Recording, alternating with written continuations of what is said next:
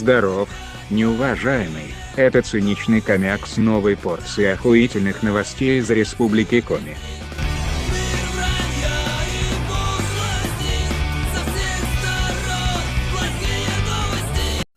Так, ну давай бомби.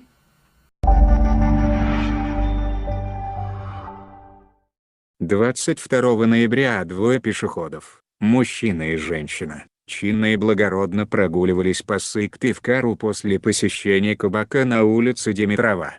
Внезапно земля расверслась и наши герои провалились в тартарары.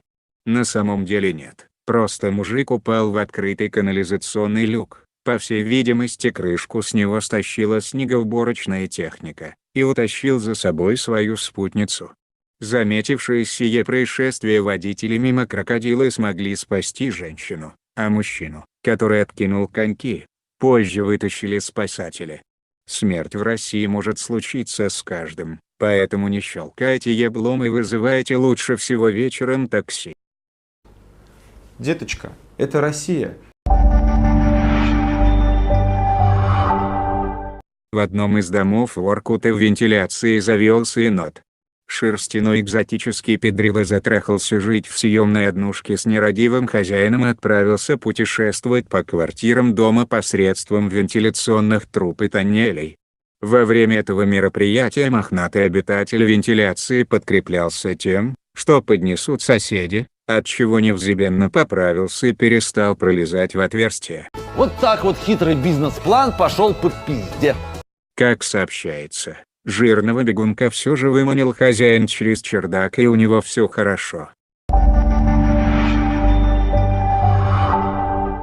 10 октября предприимчивый молодой человек из Сыктывкара в одном из спортивных магазинов города, охуев от буржуйских цен на китайские шмотки, решил не платить за приглянувшуюся ему куртку и взять ее даром, то есть невозбранно спиздеть. Очень по-христиански, очень православно. Придумав охуенный план, герой вынес драгоценную вещь из магаза, даже несмотря на то, что его запомнил охранник, ленивый дрочащий на рабочем месте. Воодушевленный своей ловкой спецоперацией по экспроприации шмота из лап проклятых буржуев, сыктывкарец решил продолжить свою миссию по очистке прилавков дорогих магазинов и, накинув спизженную курточку на плечи, вернулся в тот же магазин, где и был наебнут стражами галактики. Мораль сей басни такова: где воруешь, там больше не ходи. А вы не забывайте ставить лайки, подписываться на канал и группу ВКонтакте, потому что... Одна история охуительней другой просто, блядь. Пока, неуважаемые.